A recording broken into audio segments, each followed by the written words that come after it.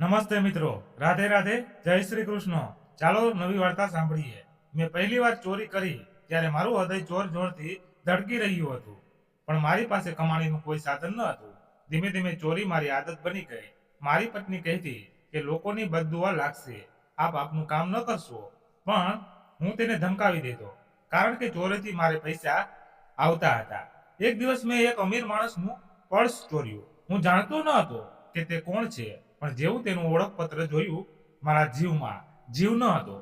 બીજા દિવસે જ્યારે હું કામ પર ગયો ત્યારે મારી બેચેની વધી ગઈ અને હું પાછો ફર્યો। ઘરે પહોંચ્યો તો જોયું કે આખો મહોલ્લો દરવાજે ઊભો છે। હું જલ્દીથી બધાને હટાવીને અંદર ગયો તો સામેનું દ્રશ્ય જોઈને મારું શરીર ધ્રુજી ઉઠ્યું, કારણ કે હકીકત એ હતી કે હું માત્ર એક સામાન્ય મંજૂર હતો। મારી સવાર ભૂખથી શરૂ થતી અને રાતમાં થાકમાં પૂરી થતી। આખો દિવસ કામ શોધતો, ભટકતો, પણ હાથ હંમેશા ખાલી રહેતા। ગલીએ ગલીએ ફરતો, પણ ક્યાંયથી પણ રોજગાર મળતો નહીં। સાંજે જ્યારે ઘરે પાછો ફરતો ત્યારે દરવાજે ઊભો જ રહી જતો, કારણ કે પત્નીની આંખોમાં સવાલો અને બાળકની ભૂખની ચીસો મારા કાનમાં ગૂંજતી। તે પૂછતી કે કંઈ મળ્યું, અને મારો જવાબ માત્ર મૌન રહેતો। હું નજર ઝુકાવી લેતો અને જૂતા પરથી ધૂળ ખંખેરવા લાગતો, જેથી તેની આંખોમાં જોવું ન પડે। તે નિશાસો નાખીને ચૂલા પાસે જતી અને પાણી ગરમ કરી દેતી, જેથી બાળકના પેટમાં કંઈક તો જાય। દૂધ તો ઘણા સમય પહેલા ઘરમાંથી ગાયબ થઈ ચૂક્યું હતું। મારી પાસે ના કોઈ આવડત હતી, ન પૂંજી। સંબંધીઓ અને મિત્રો એક પછી એક કરીને સાથ છોડતા ગયા। કોઈએ બહાનું બનાવ્યું, કોઈએ કડક અવાજમાં મેણું માર્યું। એકે કહ્યું, ભાઈ તારા નસીબનું રોદન ન કર, જે લખ્યું છે તે જ મળશે। બીજાએ કહ્યું, તારા જેવા લોકો બધી જગ્યાએ મળે છે, અમે શું કરી શકીએ। આ વાતો તીરની જેમ દિલમાં ખૂંચતી। હું બહારથી હસતો રહેતો, વિચારતો કે કદાચ હસવાથી કંઈક સરળ થઈ જાય, પણ હકીકત એ હતી કે અંદરથી નિરાશાનો પહાડ તૂટી ચૂક્યો હતો। મોહલ્લાના લોકો હવે મારા પર દયા ખાવા લાગ્યા હતા। કોઈ કહે તો, અરે ભાઈ, આખો દિવસ ભટકવા કરતા રિક્ષા ચલાવી લે, ભાડે લઈ લે। કોઈ હસીને કહેતો, આ નકામો જન્મ્યો છે, મોહલ્લામાં રહીને પણ કોઈ કામ ન કરી શક્યો। આવા મેળા મારા કાનમાં ગૂંજતા રહેતા। ઘણીવાર દિલ થતું કે બધાની સામે ચીસો પાડીને કહી દઉં કે હું કોશિશ કરી રહ્યો છું, પણ મારું નસીબ સાથ નથી આપતું, પણ શબ્દો ગળામાં અટકી જતા। રાત્રે પત્ની ઘણીવાર આંસુ વહાવીને સૂઈ જતી। એક રાત્રે તેણે કહ્યું, કાશ આપણા બાળકના નસીબ સારા હોત, તે પણ બીજા બાળકોની જેમ સ્કૂલે જતા, પુસ્તકો વાંચતા, રમતો કૂદતો, પણ જો ભૂખે તેને કેટલો નબળો કરી દીધો છે। તેની આવાજ સાંભળીને મારા અંદર ખાલીપણું છવાઈ ગયું। મેં તેના માથા પર હાથ મૂકીને કહ્યું, હું કંઈક ને કંઈક કરી લઈશ, તું બસ પ્રાર્થના કર। પણ હકીકત એ હતી કે મારી પાસે કોઈ રસ્તો ન હતો। દિવસો પસાર થતા ગયા। દર સવારે હું નવા ઉત્સાહ સાથે નીકળતો, પણ સાંજે તૂટેલું શરીર અને વિખરાયેલું દિલ લઈને પાછો ફરતો। ચહેરા પર ધૂળ અને આંખોમાં હાર દેખાતી। ક્યારેક કોઈ ફેક્ટરી બહાર ઊભો રહેતો તો ચોકીદાર કહેતો, લોકોની લાઈન લાગી છે, હજી તારો વારો નથી। ક્યારેક કોઈ દુકાન પર જતો તો માલિક પૂછતો, અનુભવ છે, અને જ્યારે હું ના કહેતો તો તે મને દરવાજેથી બહાર કાઢી દેતો। એક દિવસ જ્યારે સૂરજ માથા પર હતો, હું થાકીને ઘરે પાછો ફરી રહ્યો હતો। મોહલ્લાની ગલીઓમાં બાળકો રમી રહ્યા હતા। તેમની હસી મારા દિલને ખૂંચી રહી હતી। મારું પોતાનું બાળક ખૂણામાં બેસીને પથ્થરની રમી રહ્યું હતું। તેની આંખોમાં તે ચાહ હતી, જાણે બીજા બાળકોની ખુશી જોઈને તરસતું હોય। મેં નજર ફેરવી લીધી। પત્નીએ દરવાજો ખોલ્યો તો તેની આંખોમાં તે જ સવાલ હતો। મેં માથું નમાવી લીધું। તેને થાકેલા અવાજમાં કહ્યું, ક્યાં સુધી આમ ચાલશે? શું તને લાગે છે કે નસીબ આપોઆપ બદલાઈ જશે? હું ચૂપ રહ્યો। મારું મૌન જ જવાબ હતું। તે આગળ બોલી, સાંભળો, હું તમને દોષ નથી આપી રહી, બસ કહી રહી છું કે કંઈક વિચારો, કંઈક પણ કરો, નહીં તો આ બાળક ભૂખથી મરી જશે અને આપણે જોતા રહીશું। તે રાત્રે હું છત પર બેસી ગયો। આકાશમાં તારા ચમકી રહ્યા હતા, પણ મારા અંદર અંધકાર જ અંધકાર હતો। વિચારતો હતો, શું કરું, ક્યાં જાઉં, કોની પાસે મદદ માંગું। એક ક્ષણ માટે દિલ થયું કે હાથ ફેલાવી દો, પણ આત્મસન્માનને રોકી લીધો। દિલ કહી રહ્યું હતું કે માંગીને જીવવા કરતાં મરી જવું સારું છે, પણ બાળકના માસૂમ ચહેરા વારવાર સામે આવી રહ્યા હતા। બીજા દિવસે ફરીથી તે જ સિલસિલો દરવાજે ધક્કા ખાતો, બજારોમાં ભટકતો રહ્યો કે કદાચ ક્યાંય મજૂરી મળી જાય, પણ નસીબ મારી મજાક ઉડાવી રહ્યું હતું। તડકો તીવ્ર હતો, તરસથી હોઠ સુકાઈ ગયા હતા। હું એક ઝાડના છાયામાં જઈને બેસી ગયો. લોકો આવતા જતા રહ્યા, કોઈને મારી ચિંતા ન હતી. ત્યારે એક માણસ જલ્દીથી પસાર થયો. તેના કપડા પરથી લાગતું હતું કે તે સાધારણ નોકર છે. તેના ખિસ્સામાંથી એક પર્સ બહાર ઝટકી રહ્યું હતું. મારી નજર તેના પર ઝટકી ગઈ. જોરથી ધડકવા લાગ્યું, હાથ ધ્રુજવા લાગ્યા. અંદરથી અવાજ આવ્યો, આ ચોરી છે, ખોટું છે. પણ બીજો અવાજ બોલ્યો, જો આ પર્સ મળી ગયું તો બાળકને દૂધ મળશે. પત્નીની આંખોમાં આંસુ થમી જશે. આ તક ફરી નહીં મળે. હું પોતાને રોકી ન શક્યો. બીજી ક્ષણે પર્સ મારા હાથમાં હતું. ચારે તરફ જોયું, કોઈને ખબર ન પડી. કાનમાં માત્ર મારી ધડકન સંભળાઈ રહી હતી, જાણે બધા મને જોઈ રહ્યા હોય. મેં જલ્દીથી પર્સ ખિસ્સામાં મૂક્યું અને ત્યાંથી નીકળી ગયો. ઘરે પહોંચીને દરવાજો બંધ કર્યો અને પર્સ ખોલ્યો. અંદર નોટ જોઈને મારી આંખો ફાટી ગઈ. પૂરા ₹1000. મેં ક્યારેય એક સાથે આટલા પૈસા જોયા નહોતા. હાથ ધ્રુજી રહ્યા હતા. મનમાં થતું હતું કે જોરથી હસવું, પણ ડરે પકડી લીધો. આ પૈસા સાચી રીતે કમાયેલા ન હતા, પણ ભૂખે મારા ઈમાનને દબાવી દીધો. પત્નીએ પૂછ્યું, ક્યાંથી લાવ્યા છો? આ પૈસા મેં જૂઠું બોલ્યો. એક દિવસની મજૂરી છે. માલિકને દયા આવીને વધારે આપી દીધા. તે હેરાન થઈ, પણ ચૂપ રહી. તેને તરત દૂધ મંગાવ્યું અને બાળકને પીવડાવ્યું. બાળકના ચહેરા પર શાંતિ આવી તો મારું દિલ પણ પીગળી ગયું. પણ અંદર જ એક તોફાન મચી ગયું હતું. હું જાણતો હતો કે મેં પહેલી વાર એક એવો દરવાજો ખોલી લીધો છે કે જેનાથી પાછા ફરવું સહેલું નથી. તે રાત્રે પડખા બદલતા પસાર કરી, ક્યારેક નોટોને જોતો, ક્યારેક બાળકના ચહેરાને, અને દિલ કહેતું, આ તો માત્ર શરૂઆત છે. જો એકવાર થઈ ગયો તો ફરી કેમ ન થઈ શકે. એ જ ક્ષણે અંધકારે મારી જિંદગીને ગળી જવાનો નિર્ણય કરી લીધો અને હું ચૂપચાપ તેના પગમાં ઝૂકી ગયો. થોડા દિવસ સુધી તે ₹10,000 મારા કામ આવ્યા, પણ જેવા તે ખતમ થયા, તે જૂની ભૂખ ફરીથી સામે આવીને ઊભી રહી. હવે મને ખબર હતી કે પહેલા જેવી ભૂખ સહન કરવી શક્ય નથી. મારા અંદર હવે એક એવો નવો રસ્તો ખુલી ચૂક્યો હતો અને હું તેના પર ચાલી પડ્યો હતો, જેનાથી પાછા ફરવું મુશ્કેલ હતું. બજારની ભીડમાં પગ મૂકતા જ મારું હૃદય હવે ડરવાને બદલે તૈયાર રહેતું. જ્યાં ભીડ જોતો, આપોઆપ હાથ લંબાવવા લાગતો હતો. શરૂઆતમાં હાથ ધ્રુજતા હતા. એક વાર ભૂલ પણ થઈ, પણ ધીમે ધીમે ધ્રુજવાનું બંધ થઈ ગયું. હવે હું લોકો વચ્ચે આત્મવિશ્વાસ સાથે ચાલતો. એક ક્ષણની ભૂલ જોતા જ પર્સ ગાડી લેતો અને શોર બકોર ગાયબ થઈ જતો. થોડી વારમાં પૈસા મારા ખિસ્સામાં હોય. એક દિવસ હું એક ગરીબ લારીવાળા પાસે ઊભો હતો. બે અમીર માણસો અંદરો અંદર વાત કરી રહ્યા હતા. તેમાંથી એકના ખિસ્સામાંથી પર્સ ઝળકી રહ્યું હતું. મેં ધીમેથી હાથ લંબાવ્યો અને પળહારમાં જ પર્સ મારા હાથમાં હતું. જ્યારે ખોલ્યું તો તેમાં ₹2000 અને થોડી રસીદો હતી. મેં રસીદો ફેંકી દીધી અને નોટ ખિસ્સામાં મૂકી દીધી. તે સાંજે મેં પત્નીને માંસ લાવી આપ્યું. તેણે હેરાનીથી પૂછ્યું, ક્યાંથી લાવ્યા? મેં હસીને કહ્યું, તું બસ પ્રાર્થના કર, હવે ભગવાન આપણે ભૂખ્યા નહીં રાખે. તે ચૂપ થઈ ગઈ, પણ તેનું મૌન સવાલોથી ભરેલું હતું. બીજા દિવસે મેં ફરી ચોરી કરી. આ વખતે એક માણસ બસમાં ચડી રહ્યો હતો. ભીડનો લાભ ઉઠાવીને મેં પર્સ કાઢ્યું. તેમાં ₹1000 નીકળ્યા. નોટ ખિસ્સામાં મૂકીને પર્સ છેક નીચે ફેંકી દીધું, જેથી કોઈને શંકા ન થાય. આગલા સ્ટોપ પર હું ઉતરી ગયો. આ બધું એટલું સરળતાથી થઈ રહ્યું હતું કે મને પોતે જ આશ્ચર્ય થવા લાગ્યું. દરેક સફળ ચોરી પછી દિલને એક વિચિત્ર લત લાગવા લાગી. આ નશા જેવું હતું. જેટલું કરતો તેટલું વધારે કરવાનું મન થતું. હવે હું દિવસમાં ઘણીવાર બજારમાં જવા લાગ્યો. મહોલ્લાના લોકો હેરાન હતા કે મારી જિંદગી અચાનક કેવી રીતે બદલાઈ ગઈ. જે ગઈકાલ સુધી ભૂખ્યો મળતો હતો, હવે રોજ રોજ માંસ લાવતો હતો. બાળકોને મીઠાઈઓ અપાવતો હતો. એક દિવસ મહોલ્લાનો એક વૃદ્ધ મારી પાસે આવ્યો અને બોલ્યો, બેટા, આ બધું બરાબર છે ને અચાનક ખુશહાલી ક્યાંથી આવી ગઈ? મેં હસતા કહ્યું, આહા બાપા, ભગવાનની કૃપા છે, નસીબ બદલાઈ ગયું છે.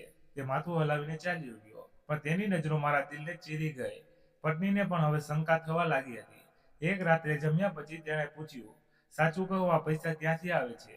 મેં હસતા કહ્યું, અરે સ્ત્રી, દુનિયામાં કયો માલ સાફ હોય છે? બધા જ ખોટા તરીકાથી કમાઈ રહ્યા છે. તું કેમ ચિંતા કરે છે? બસ જો કે ઘરમાં હવે શાંતિ છે. તે ચૂપ થઈ ગઈ, પણ તેની આંખોમાં શાંતિની જગ્યાએ ડર હતો. મારો બદલાતો ચહેરો હવે બીજા લોકોને પણ દેખાવા લાગ્યો હતો. બજારમાં હું પોતાને એક ખેલાડીની જેમ અનુભવ કરતો રહ્યો. એક દિવસ મેં એક માણસનું પર્સ કાઢ્યું અને જ્યારે તેણે પાછળ ફરીને જોયું તો મેં બહુ ચાલાકીથી હાથ પાછો ખેંચી લીધો. તે શંકા પણ ન થઈ. તે દિવસે મને મારી આવડત પર ગર્વ થયો. પછી એક દિવસ મંદિર બહારનો ભીડનો લાભ ઉઠાવીને મેં ભજનની પાછા ફરતા એક માણસના ખિસ્સામાંથી પર્સ કાઢી લીધું. તેમાં માત્ર ₹100 હતા, પણ તેમ છતાં મને તે જ વિચિત્ર લટનો અનુભવ થયો. મને લાગ્યું કે હવે હું આ કામમાં માહિર થઈ ગયો છું. મોહલ્લાના કેટલાક લોકો મારી બદલાયેલી પરિસ્થિતિ પર અંદરો-અંદર ધીમે ધીમે વાતો કરવા લાગ્યા હતા. આ પહેલા દિવસ રાત ધક્કા ખાતું હતું. હવે જો કેવી રીતે બદલાઈ ગયો છે, ક્યાંક ખોટા કામમાં તો નથી પડી ગયો. આ સાંભળીને દિલમાં ડર આવ્યો, પણ મેં તરત જ હસી દબાવી દીધી. મેં વિચાર્યું હતું કે આ બધું માત્ર વાતો જ છે, કોઈ કંઈ સાબિત નહીં કરી શકે. પૈસાની લાલચમાં હું મોટા મોટા બજારોમાં ગજવા કાપવા જવા લાગ્યો. એક દિવસ સાદર બજાર ગયો, ત્યાં એટલી ભીડ હતી કે મેં એક જ દિવસમાં 2 પર્સ કાઢી લીધા. તેમાં કુલ મળીને ₹8,000 હતા. ઘરે આવીને થોડા પૈસા પત્નીને આપ્યા અને બાકી પોતાની પાસે રાખી લીધા. પત્નીએ કહ્યું, હવે આપણે મોહલ્લાની દુકાનનું દેવું પણ ચૂકવી દેવું જોઈએ.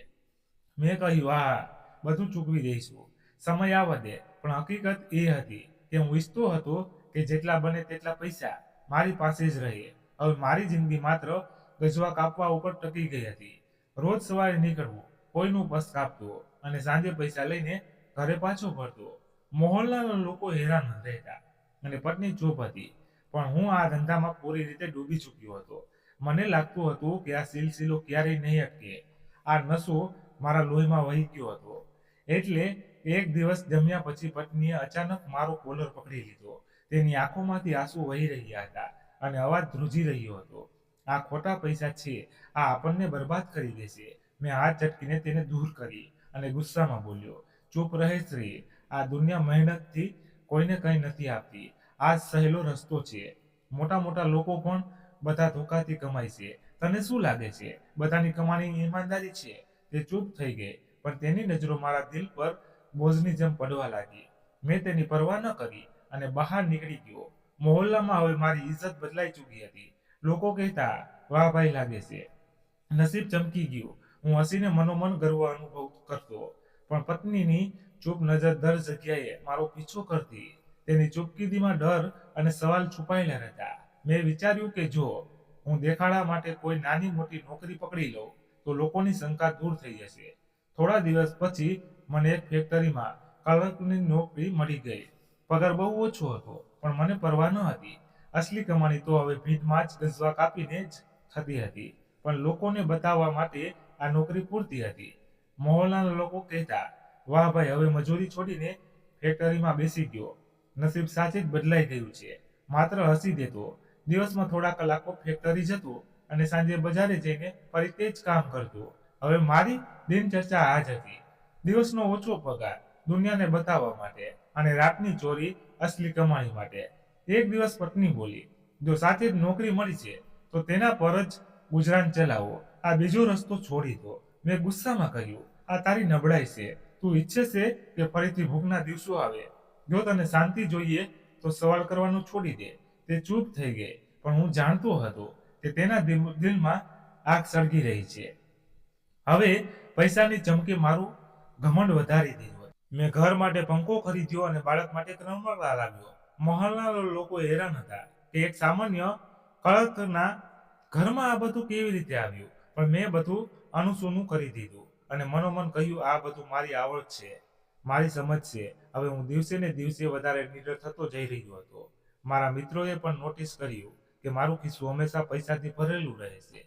એકે મજાકમાં કહ્યું, ક્યાંક લોટરી તો નથી લાગી ગઈ ને? મેં હસીને કહ્યું, આ સમજી લો, નસીબની લોટરી નીકળી આવી છે. બધા હસવા લાગ્યા, પણ મારા દિલમાં ડર બેસી ગયો કે આ રાજ ક્યાં સુધી છુપાયેલો રહેશે. ત્યારે જ મોહલ્લામાં વાત ફેલાવવા લાગી. એક સ્ત્રીએ મારી પત્નીને કહ્યું, અમને તો લાગે છે કે તારો માણસ કોઈ ખોટું કામ કરે છે, નહીતર ફેક્ટરીના પગારમાં રોજ માંસ, કપડાં અને આટલો સામાન ક્યાંથી આવે છે? પત્નીએ મૌન ધારણ કર્યું, પણ સાંજે જ ગુસ્સાથી બોલી, હવે વાતો મોહલ્લામાં પણ ફેલાઈ રહી છે. લોકો સવાલ કરવા લાગ્યા છે. આ વધારે દિવસ શુભાવતું નથી. મેં કહ્યું, તેમને જે વિચારવું હોય તે વિચારવા દો. મારું કોઈ કંઈ બગાડી નહીં શકે. હું અકલથી રમું છું, કોઈ મને પકડી નહીં શકે. પત્નીએ માથું ઝટકીને કહ્યું, તારું ઘમંડ જ એક દિવસ તને ડૂબાડી દેશે. મેં મજાકમાં વાત કાઢી દીધી, પણ તે દિવસ નજીક હતો જ્યારે બધા રહસ્યો ખોલવાના હતા. તે દિવસે ભીડવાળી જગ્યાએ એક માણસ મારી સાથે ટકરાયો. તેના કપડાં સ્વસ્થ પણ સાધારણ હતા. મેં વિચાર્યું કે કોઈ સામાન્ય માણસ છે. ભીડમાં આમ ટકરાવવું સામાન્ય છે, પણ હવે મારો હાથ આપોઆપ ખિસ્સા તરફ લંબાવા લાગતો હતો. મેં ચપળતાથી તેનું પર્સ કાઢી લીધું. તે માણસ જલ્દીમાં આગળ વધી ગયો અને મને લાગ્યું કે જાણે કંઈ થયું જ નથી. હૃદય જોરથી ધડકી રહ્યું હતું. પણ હું ફરીથી નીકળી આવ્યો અને ઘરે પહોંચીને રૂમ બંધ થઈને પર્સ ખોલ્યું. જેવી નોટ દેખાય મારી આંખો ચમકી ઉઠી. આ વખતે રકમ ઘણી વધારે હતી. ₹5000 અને ₹10,000ની નોટ નીકળી. ગણતરી કરતા લગભગ ₹50,000 નીકળ્યા. હું ખુશીથી ઉછળી પડ્યો કે હવે તો ઘણા દિવસો મજાકમાં પસાર થશે. પરંતુ બીજી શિક્ષણે જાણે વીજળી પડી હોય. પર્સમાં એક ઓળખપત્ર હતું. જ્યારે મેં જોયું ત્યારે મને પરસેવો છૂટી ગયો. તે કોઈ સામાન્ય માણસ નહોતો, પરંતુ અમારા વિસ્તારનો હોલ અધિકાર હતો. કાર્ડ પર તેનો ફોટો અને સરનામું લખેલું હતું. મારા હાથ ધ્રુજવા લાગ્યા. દિલ થયું કે વર્ષ ફેંકી દઉં, પરંતુ પૈસાનો લોભ વધુ પડતો હતો. મેં નોટો અલગ કરી દીધી અને કાર્ડ ટેબલ પર મૂકી દીધું. ત્યારે જ પત્ની અંદર આવી અને બોલી, શું છુપાવી રહ્યા છે? મેં ગભરાઈને કહ્યું, કંઈ નહીં, બસ ફેક્ટરીનો પગાર મળ્યો છે. તે ટેબલ પર પડેલું કાર્ડ જોઈને ચોંકી ગઈ. ઉપાડીને વાંચ્યું તો હેરાન થઈ ગઈ. આ તો પોલીસવાળાનું છે. તમારી પાસે કેવી રીતે આવ્યું? મેં ગુસ્સામાં કહ્યું, વધારે સવાલ ન કર, ચૂપ રહે. તે રડતા રડતા બોલી, મેં પહેલા જ કહ્યું હતું કે આ રસ્તો બરાબર નથી. હવે જો પોલીસવાળાનું પર્સ ઉઠાવી લાયા છો, આ સામાન્ય વાત નથી. મેં કાર્ડ તેના હાથમાંથી ઝૂંટવીને ડોરમાં મૂકી દીધું અને બોલ્યો, ચૂપ રહે, કંઈ નહીં થાય. પણ હકીકત તો એ હતી, તે મારું દિલ અંદરથી ધ્રુજી રહ્યું હતું. રાત્રે પથારીમાં સૂતા ઊંઘ ગાયબ હતી. વારવાર તે જ કાર્ડ આંખો સામે આવી જતું, જાણે તેનો ફોટો મને તાકી રહ્યો હોય. બીજા દિવસે ફેક્ટરી ગયો તો મન વધારે ભારે હતું. સાથીઓ પૂછવા લાગ્યા, શું થયું? આજે હું બહુ પરેશાન લાગી રહ્યો છું. મેં હસીને કહ્યું, કંઈ નહીં, બસ ઘરની સમસ્યાઓ છે. પણ અંદરથી પરસેવો છૂટી રહ્યો હતો. દર વખતે જ્યારે ફેક્ટરીના ગેટ પર કોઈ પોલીસવાળો દેખાતો ત્યારે દિલ ધ્રુજતી ઉઠતું, જાણે તે બધું જાણતો હોય. સાંજે ઘરે પાછો ફર્યો તો પત્ની ફરીથી બોલી, જો હજી સમય છે, આ કાર્ડ પાછું આપી દે, કોઈ રીતે તેના ઘરે પહોંચાડી દે, નહીતર જો તેણે ઓળખી લીધો તો પરિણામ ખરાબ આવશે. મેં ચીડાઈને કહ્યું, તું માત્ર ડરપોક છે, કંઈ નહીં થાય. પર્સ ફેંકી દેવું કોઈ મુશ્કેલ નથી. તે ક્યારેય જાણી નહીં શકે કે ચોરી કોણે કરી છે. પત્નીએ કહ્યું, પણ ભગવાન બધું જુએ છે, અને જો પોલીસવાળો ઈમાનદાર નીકળ્યો તો તું જાણે આવા લોકો સરળતાથી છોડતા નથી. મેં તેની વાત હસીમાં ઉડાવી દીધી, પણ તેના શબ્દો મારા દિલમાં ઊંડાણ સુધી ખૂંચી ગયા. બીજા દિવસે સવારે જેવો બજારે ગયો, દરેકના ચહેરાની શંકાની નજરથી મને જ જોવા લાગ્યો. હું ડરવા લાગ્યો કે ક્યાંક તે જ પોલીસવાળો તો નથી. પેટ ભરવું હવે બોજ લાગી રહ્યું હતું. તે દિવસે મેં ખિસ્સામાંથી નોટો કાઢી ઘરનો સામાન ખરીદ્યો. બાળક માટે નવા કપડાં લીધા અને પત્ની માટે થોડા ઘરેણાં પણ ખરીદી લીધા. તે દરમિયાન વારવાર દિલ ગભરાઈ જતું કે દુકાનદારને ખબર પડી ગઈ કે આ પૈસા ક્યાંથી આવ્યા છે તો શું થશે. રાત્રે પણ ઊંઘ ન આવી. પર્સ ઓળખપત્ર ડ્રોવરમાં મૂકેલું હતું, પણ એવું લાગતું હતું જાણે તે ડ્રોવરમાંથી નીકળીને મને તાકી રહ્યું હોય. મેં વિચાર્યું તેને સળગાવી દઉં, પણ પછી ડર લાગ્યો કે જો ક્યારેક જરૂર પડી તો શું થશે. તેથી તેને ત્યાં જ રહેવા દીધું.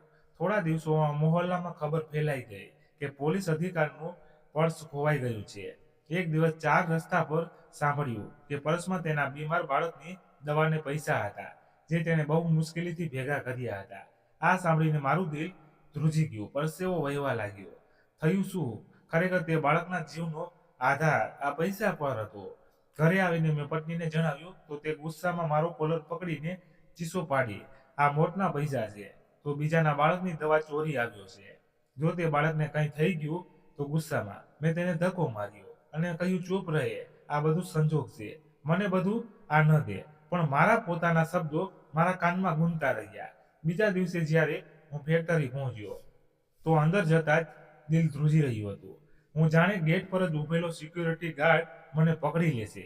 બળજબરીથી હસીને કામ પર બેઠો, પણ દરેક કોઈ શંકાથી જોતું હોય તેવું લાગતું. કોઈના પગલાંનો અવાજ આવતો તોકો લાગતું, જાણે હમણાં જ ખંભા પર હાથ મૂકીને પકડી લેશે.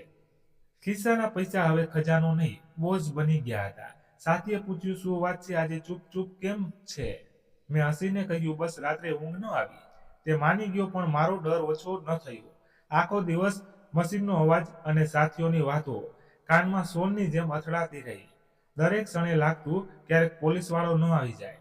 સાંજે ફેક્ટરીમાંથી નીકળ્યો તો રાહતનો શ્વાસ લીધો કે દિવસ પસાર થઈ ગયો. પણ જેવો ઘરની ગલીમાં પહોંચ્યો તો જોયું, દરવાજા પર ભીડ જમા થઈ હતી. લોકો ધીમે ધીમે વાતો કરી રહ્યા હતા. સ્ત્રીઓ રડી રહી હતી. બાળકો ગભરાઈને ભાગી રહ્યા હતા. મારું હૃદય જોરથી ધડકવા લાગ્યું. મારા ઘરથી પરસેવો વહેવા લાગ્યો. લોકોને ધક્કો મારીને અંદર પહોંચ્યો હતો. ઘરનું દ્રશ્ય જોઈને મારું શરીર જામી ગયું. પત્ની જમીન પર બેસીને રડી રહી હતી. મોહલ્લાના લોકો ગુસ્સા અને અફસોસથી ભરેલા હતા. મેં ગભરાઈને પૂછ્યું, શું થયું? બધા કેમ ભેગા થયા છે? પત્નીએ રડતા રડતા કહ્યું, આપણું બાળક છત પરથી પડી ગયો છે. તેના માથા પર ગંભીર ઈજા થઈ છે. મોહલ્લાના લોકો તેને હોસ્પિટલ લઈ ગયા છે. આ સાંભળીને મારા પગ નીચેથી જમીન સરકી ગઈ. હું લથડી પડ્યો અને દિવાલ પકડીને ઊભો રહ્યો. દિલ ઝડપથી ધડકવા લાગ્યું. હું ભાગી જ રહ્યો હતો કે અચાનક એક બીજી ખબરે મારી આખી દુનિયા હચમચાવી દીધી. ભીડમાંથી એક માણસ બોલ્યો, સાંભળ્યું છે, પોલીસ અધિકારીની દીકરીની હાલત પણ બહુ ખરાબ છે. તે હોસ્પિટલમાં દાખલ છે. ગઈકાલે તેનું પર્સ ચોરાઈ ગયું હતું, જેમાં દવાઓ અને પૈસા રાખેલા હતા.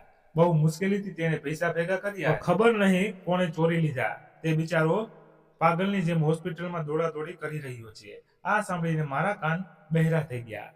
પગ લથડવા લાગ્યા અને પરસેવો પીઠ પરથી વહેવા લાગ્યો. મને લાગ્યું કે બધા લોકો મારી તરફ જોઈ રહ્યા છે, જાણે તેમને બધી હકીકતની ખબર હોય.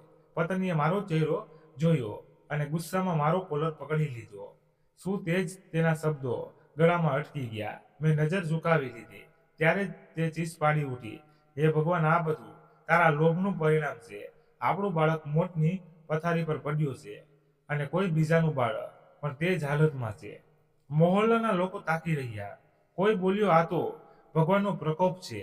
બીજો બોલ્યો, હરામની કમાણી ક્યારે પચતી નથી. આ બધી વાતો તીરની જેમ મારા દિલમાં ખૂંચી રહી હતી. મેં પત્નીને ચૂપ કરાવવાની કોશિશ કરી. બધું બરાબર થઈ જશે, બાળક બરાબર થઈ જશે. પણ મારો પોતાનો અવાજ ધ્રુજી રહ્યો હતો. મોહલ્લાના કેટલાક લોકો મારી સાથે હોસ્પિટલ જવા તૈયાર થઈ ગયા અને બધા રિક્ષામાં બેઠા અને ઝડપથી નીકળી પડ્યા. રસ્તામાં પત્ની રડતી રહી અને કહેતી રહી, કાશ તમે મારી વાત માની લીધી હોત. કાશ તમે આ રસ્તો ન પસંદ કર્યો હોત. હું ચૂપચાપ રહ્યો અને માત્ર બારીમાંથી બહાર જોતો રહ્યો. દરેક ક્ષણ ભારે લાગી રહી હતી. હોસ્પિટલ પહોંચ્યો તો બહાર ભારે ભીડ હતી. એક તરફ મારું બાળક ઇમરજન્સી વોર્ડમાં હતું અને બીજી તરફ તે જ પોલીસ અધિકારી દિવાલને ટેકો દઈને ઊભો હતો. તેની લાલ આંખો અને ચહેરા પર લાચારી સ્પષ્ટ દેખાઈ રહી હતી. મેં તેને ઓળખી લીધો. તે જ ફોટાવાળો માણસ હવે સામે ઊભો હતો. દિલ ધ્રુજી ગયું. મેં નજર ઝુકાવી લીધી. પત્નીએ ધ્રુજતા અવાજમાં કહ્યું, શું આ એ જ છે જેનું પર્સ તમે ઘરે લાવ્યા હતા? મેં મૌન ધારણ કર્યું. તે ચીસ પાડી ઉઠી, બોલો, કેમ નહીં? સાચું કે નહીં? મારું મૌન જ તેનો જવાબ હતો. ત્યારે ડોક્ટર બહાર આવ્યો અને અધિકારીને બોલ્યો, અમે પૂરી કોશિશ કરી રહ્યા છીએ, પણ તરત જ ઓપરેશન કરવું પડશે. દવાઓ અને પૈસા જોઈએ. અધિકારીએ માથું ઝુકાવીને કહ્યું, દવાઓના બધા પૈસા પર્સમાં હતા. ખબર નહીં ક્યાં ખોવાઈ ગયું. આ સાંભળીને મારું લોહી જામ થઈ ગયું. ખિસ્સામાં મૂકેલી નોટો સળગતા કોલસા જેવી લાગી રહી હતી. એવું લાગી રહ્યું હતું જાણે તે મારા હાથ કાપી નાખશે. મોહલ્લાના લોકો મને તાકી રહ્યા હતા. કોઈ બોલ્યો, જો કોઈએ પર્સ ચોર્યું છે તો તે હથિયારો છે. મારું મન કરતું હતું કે તેને ચીસ પાડીને કહી દઉં, હા, પર્સ મારી પાસે છે, પણ જીભ બંધ હતી. તે જ સમયે મારા બાળકના ડોક્ટર પણ બહાર આવ્યા અને બોલ્યા, ઈજા ગંભીર છે, તરત ઈલાજ જરૂરી છે, નહીં તો જીવ જોખમમાં છે. પત્ની મારા પગમાં પડીને રડવા લાગી. જો ભગવાને હિસાબ બરાબર કરી દીધો. હવે નિર્ણય તમારા હાથમાં છે, તમારું બાળક કે તમારો લોભ. મને લાગ્યું કે આકાશ મારા પર પડી ગયો. એક તરફ મારું બાળક અને બીજી તરફ પોલીસ અધિકારીનું બાળક. બંનેના જીવન તે જ પૈસા પર ટકેલા હતા. મારી ધડકન તેજ થઈ ગઈ. ખિસ્સામાં રાખેલી નોટો જાણે સાક્ષી આપી રહી હતી કે આ બધું મારી મૂર્ખતાનું પરિણામ છે. પીઠ તરફ જોયું. બધાની નજર મારા પર હતી. મારી પત્નીની આંખોમાં નફરત અને નિરાશા હતી અને મારો અંતરાત્મા ચીસો પાડી રહ્યો હતો કે હવે નિર્ણય કર. મોહલ્લાના લોકો હોસ્પિટલ બહાર ઊભા વાતો કરી રહ્યા હતા. કોઈ કહી રહ્યું હતું બિચારો અધિકાર ઈમાનદારીથી પૈસા ભેગા કરી રહ્યું હતું અને કોઈએ તે પણ ચોરી લીધા. બીજો બોલ્યો, ભગવાન આવા લોકોને સુધરવાનો રસ્તો બતાવો. કોઈની મજબૂરીમાં આ હાથ નાખવું મોટું પાપ છે. આ વાતો મારા કાનમાં હથોડાની જેમ વાગી રહી હતી. મેં માથું ઝુકાવી લીધું, પણ દિલ ધડકનોથી ભરાઈ આવ્યું. યાદ આવ્યું કે પર્સમાં થોડી પાવતીઓ અને કાગળો પણ હતા, જેને મેં તે સમયે ધ્યાન આપ્યું ન હતું. મેં જલ્દીથી પર્સ કાઢ્યું અને ધ્રુજતા હાથે ખોલ્યું. અંદર રહેલી પાવતીઓ જોઈને મારું કાળજું મોહમાં આવી ગયું. એક પાવતી કોઈ મોંઘી હોસ્પિટલની હતી, જેના પર દવાઓની લાંબી યાદી લખેલી હતી. બીજી પાવતીમાં ઓપરેશનનો ખર્ચ લખેલો હતો. દરેક શબ્દ દિલને ચીરી રહ્યો હતો. પત્ની પાસે ઊભ્યો હતો. તેને પર્સ મારા હાથમાંથી ઝૂંટવીને કહ્યું, જો આ બધું લખેલું છે, આ પૈસા દવાઓ અને ઇલાજ માટે હતા અને તમે તેમને ચોરી લીધા. તે મારું કોલર પકડીને ચીસ પાડવા લાગી. આ બધું તમારા લોભનું પરિણામ છે. તમે તમારા બાળક માટે બીજાનું બાળક મારી નાખ્યું. હું જમીન પર પડવાનો જ હતો. મોહલ્લાના લોકો પણ પાસે આવી ગયા. એક વૃદ્ધ સ્ત્રીએ કહ્યું, મેં મારી આંખોથી જોયું હતું. અધિકારીના પુત્રને ઇમરજન્સીમાં લઈ જવામાં આવ્યો અને તેની માતા બેહોશ થઈ ગઈ હતી. આ પૈસા તેમના માટે જીવન હતા અને કોઈ તેમને ચોરી લાવ્યું. મેં પરસેવાથી ભીના હાથે જમીન પકડી. પત્ની રડતી રહી અને બોલી, હવે કહું શું કરશો? આપણા પોતાના બાળકની જાન પણ જોખમમાં છે અને બીજાનું બાળક પણ આ જ પૈસા પર ટકેલું છે. હું ચૂપ રહ્યો. અંદરથી અવાજ આવી રહ્યો હતો, તે પાછું આપી દે, હજી પણ સમય છે. પણ મારા પગ જાણે જમીનમાં ઘસી ગયા હતા. મોહલ્લાનો એક માણસ બોલ્યો, જો પર્સ કોઈને મળ્યું છે તો તરત હોસ્પિટલના ફંડમાં આપવું જોઈએ, નહીતર બાળક નહીં લેવે. બીજો બોલ્યો, પણ આગળ કોણ આવશે? બધા એકબીજાને જોવા લાગ્યા. શોર વધતો ગયો. મેં પત્નીને આંખોમાં જોયું. તેને ફરી ચીસ પાડીને કહ્યું, બોલો કેમ નહીં? શું આ પર્સ તમારી પાસે નથી? મારા હોઠ ધ્રુજ્યા, પણ અવાજ ન નીકળ્યો. મેં પર્સને સાથે સરસું લગાવી લીધું અને ચૂપ ઊભો રહ્યો. અંદરથી અંતરાત્મા પોકારી રહ્યું હતું કે હજી પણ સમય છે, પણ જીભ મૌન થઈ ગઈ. ત્યારે જ હોસ્પિટલનો ડોક્ટર બહાર આવ્યો અને અધિકારીને બોલ્યો, ઓપરેશન માટે તરત પૈસા જોઈએ, નહીતર અમે કંઈ નહીં કરી શકીએ. અધિકારીનો ચહેરો પડી ગયો. તેણે કહ્યું, તે પૈસા પર્સમાં હતા, હવે કંઈ બચ્યું નથી. આ સાંભળીને મારી કમર ઝૂકી ગઈ. પત્ની મને અલગ લઈ જઈને બોલી, તમે કેમ ચૂપ છો? જો તમે આ બધું છુપાવ્યું તો યાદ રાખો, ભગવાન સામે કંઈ છુપાતું નથી. આ પૈસા તમારા પોતાના બાળકને પણ જીવતા નહીં દે. તેની વાત દિલ પર હથોડાની જેમ લાગી. મેં હિંમત કરીને પર્સ ફરીથી ખોલ્યું અને અંદર રાખેલા કાગળો ધ્યાનથી જોયા. તેમાં લખેલા દવાઓના નામ મારા મગજમાં ગુંજવા લાગ્યા. એક ક્ષણ માટે લાગ્યું કે જો આ પૈસા પાછળ ન આવ્યા તો તે બાળક મરી જશે. મારું પોતાનું બાળક પણ હોસ્પિટલના બીજા વોર્ડમાં દાખલ હતું.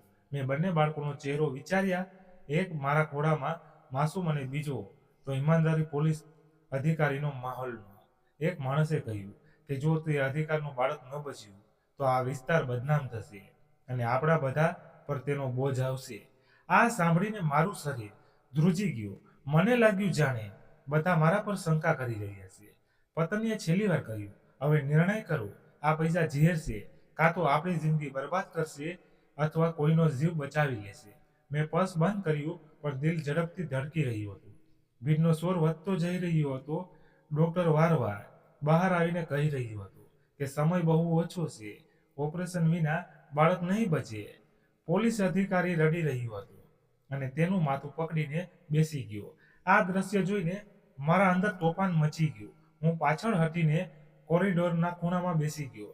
પર્સ હાથમાં ધ્રુજી રહ્યું હતું અને બંને બાળકોનો ફોટો વારવાર આંખો સામે આવી રહ્યો હતો. મન કરતું હતું કે જોરથી બધાની સામે હકીકત કહી દઉં, પણ ડર ગળામાં ફાંસો બનીને અટકી ગયો. ત્યારે જ મારા બાળકના ડોક્ટર પણ બહાર આવ્યા અને બોલ્યા, તમારા બાળકની હાલત પણ નાજુક છે, તરત દવાઓ લાવવી પડશે, નહીતર અમે કંઈ નહીં કરી શકીએ.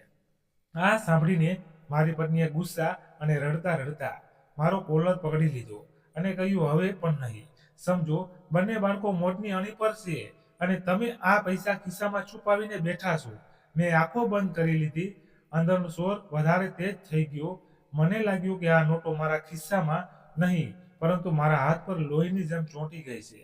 પરસેવાથી બીના હાથે પરસ ઉપાડ્યું અને વિચાર્યું, કદાચ આજ મારી જિંદગીનો સૌથી મોટો પરીક્ષા છે. આંસુ બેકાબૂ થઈ ગયા હતા. પર્સ હાથમાંથી છૂટીને જમીન પર પડી ગયું અને તેમાં રાખેલા કાગળો અને નોટો વિખરાઈ ગઈ. મનમાં થયું કે જમીન ફાટી જાય અને હું તેમાં દબાઈ જાઉં. પત્નીએ રડતા રડતા મારો હાથ પકડ્યો અને ચીસ પાડીને કહ્યું, હજી પણ સમય છે, જઈને પાછું આપી દો, નહીતર આ બધું આપણા બાળકને લઈ ડૂબી જશે. મેં નોટો ભેગી કરી અને ધ્રુજતા પગે હોસ્પિટલના કોરિડોરમાં દોડી પડ્યો. દિલની ધડકન એટલી તેજ હતી કે શ્વાસ લેવો મુશ્કેલ થઈ ગયો હતો. રૂમનું સરનામું પૂછતા પૂછતા એક વોર્ડ સામે ઊભો રહી ગયો. અંદર તે જ પોલીસ અધિકારી ઊભો હતો. તેના ચહેરા પર થાક, ડર અને આશા બધું એક સાથે દેખાઈ રહ્યું હતું. આંખો નીચી, કાળા કુંડાળા અને ઊંઘની કમી સ્પષ્ટ દેખાઈ રહી હતી. ડોક્ટર તેને કહી રહ્યો હતો કે તરત પૈસાની જરૂર છે. મોડું થયું તો ઓપરેશન નહીં થઈ શકે અને બાળક નહીં બચે. અધિકારીએ માથું ઝુકાવી લીધું. તેના હાથ ખાલી હતા. મારા પગ ધ્રુજી રહ્યા હતા. હું અંદર ગયો તો બધાની નજર મારા પર અટકી ગઈ. પરસેવાથી ભીનો થયેલો મેં ધ્રુજતા અવાજમાં કહ્યું, આજ તે પર્સ છે. મારાથી બહુ મોટી ભૂલ થઈ ગઈ. મને માફ કરી દો. રૂમમાં સન્નાટો છવાઈ ગયો. અધિકારીએ ચોંકીને મારી તરફ જોયું. તેની નજર વીજળીની જેમ પડી. લાગ્યું હમણાં જ તે મને પકડીને પોલીસને સોંપી દેશે. પણ જેવું તેને પર્સ ખોલ્યું અને તેમાં પૈસા તથા કાગળો જોયા, તેની આંખો ભરાઈ આવી. તેને ઊંડો શ્વાસ લઈને કહ્યું, જો મારું બાળક બચી ગયું તો મારી તરફથી તને માફી મળી જશે.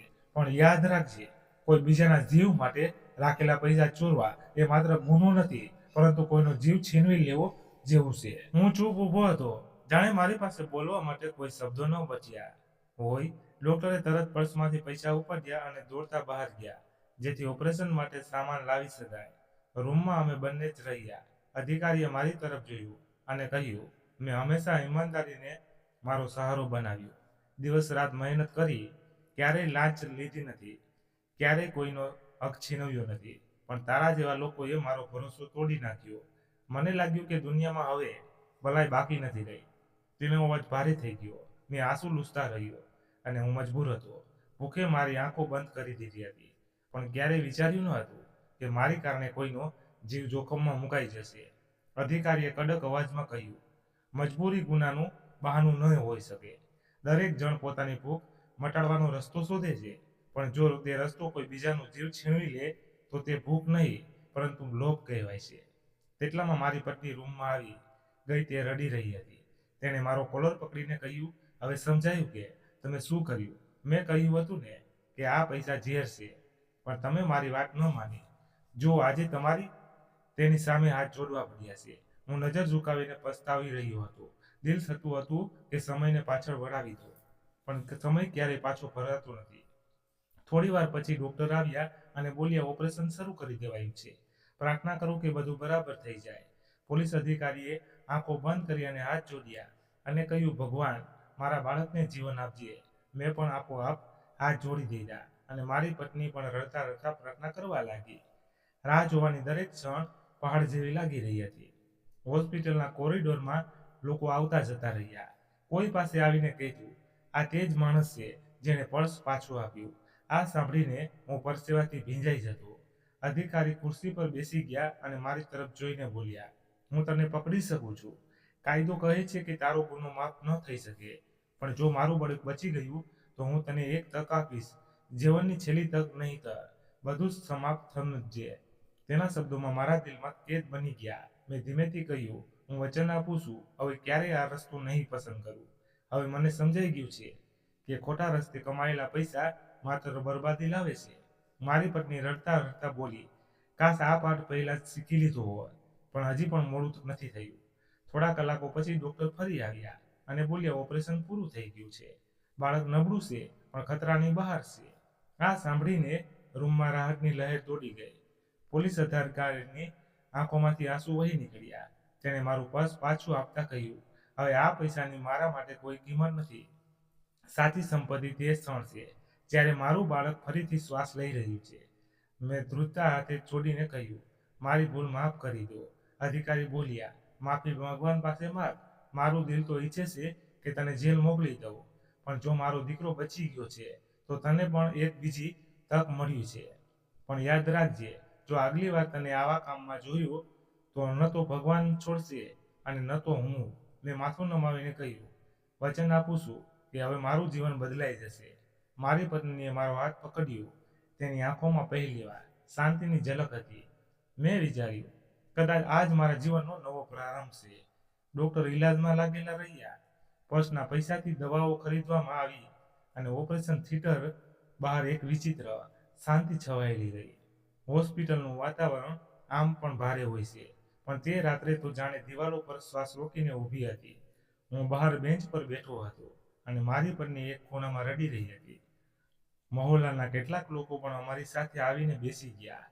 કોઈ દિલાસો આપતું, કોઈ ચૂપચાપ માથું નમાવીને બેઠું રહેતું. હું વાર આંસુ લૂછતો અને મનોમન ભગવાનને પ્રાર્થના કરતો કે બંને બાળકોને બચાવી લે. કોરિડોરમાં ચાલતા દરેક પગલાના અવાજથી હું ચોંકી જતો. જ્યારે પણ કોઈ નર્સ કે ડોક્ટર પસાર થતી, મારું હૃદય ધડકી ઉઠતું લાગતું કે હમણાં કહી દેશે કે બધું સમાપ્ત થઈ ગયું. તે રાત બહુ ભારે હતી. ઘણીવાર પત્ની બોલી, આ બધું તમારી ભૂલોની સજા છે. હવે ભગવાન જ દયા કરે. હું મૌન રહ્યો. મારી પાસે કહેવા માટે કોઈ શબ્દ ન હતા. બીજા દિવસે સવારે ડોક્ટર બહાર આવ્યા તો અમે બધા ઊભા થઈ ગયા. તેણે હસીને કહ્યું, હવે ચિંતા કરવાની જરૂર નથી. બાળક ખતરાની બહાર છે. આહા, સાંભળીને બધાના દિલને શાંતિ મળી. પોલીસ અધિકારીએ આકાશ તરફ હાથ ઊંચો કરીને ભગવાનનો આભાર માન્યો. તેની આંખોમાં ચમક પાછી આવી અને મેં પહેલીવાર તેના ચહેરા પર આશા જોઈ. તે મારી પાસે આવ્યા, મારો હાથ મજબૂતીથી પકડ્યો. તેની પકડ એવી હતી જાણે કોઈએ મારા અંતરાત્માને જકડી લીધો હોય.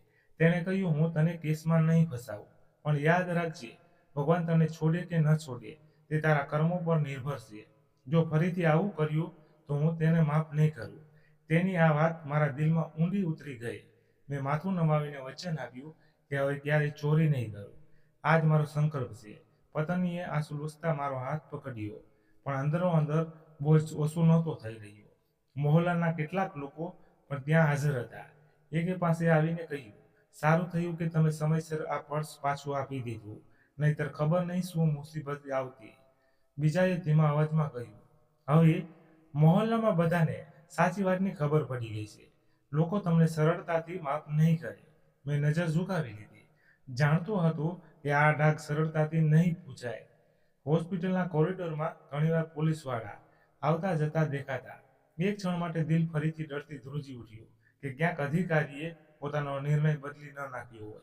પણ તેણે મારી તરફ જોઈને કહ્યું, ડરવાની જરૂર નથી. મેં કહી દીધું છે કે જો મારું બાળક બચી ગયું છે તો તને ફસાવીશ નહીં, પણ આ છેલ્લી તક છે.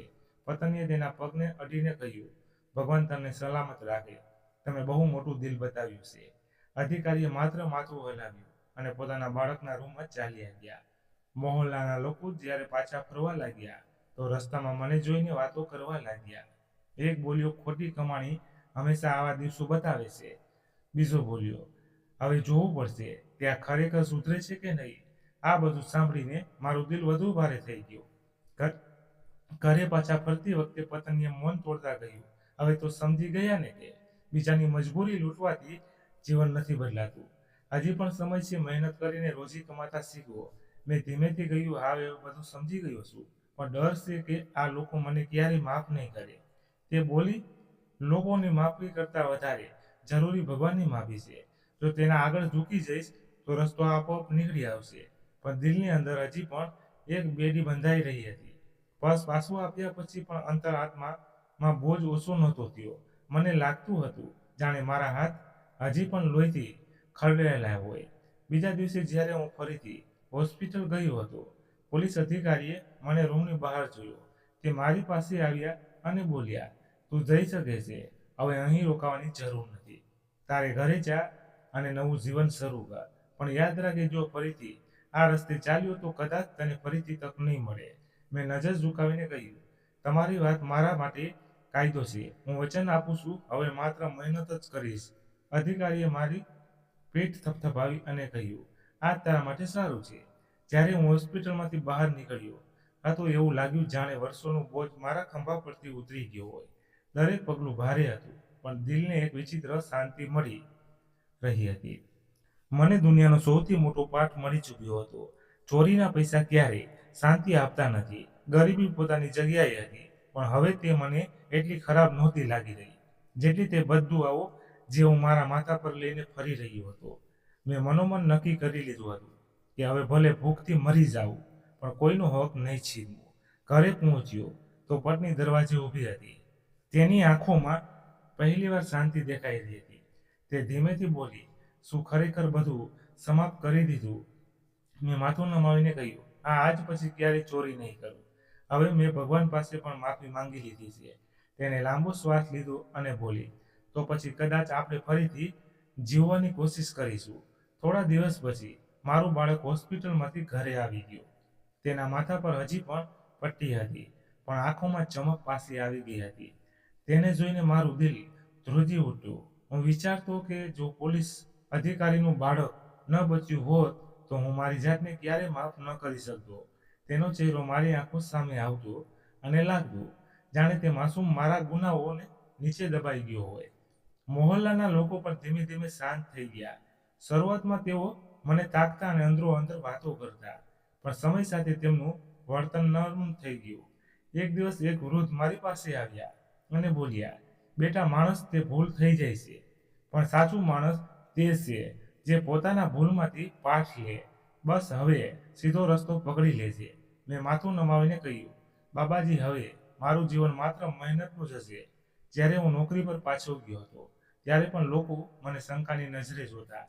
એક સાથીએ મજાક ઉડાવતા કહ્યું, "શું થયું, હવે ચોરીનો માલ નથી મળતો કે શું?" મેં કડક અવાજમાં કહ્યું, "આ બધું સમાપ્ત થઈ ગયું છે. હવે માત્ર ઈમાનદારીની કમાણી થશે."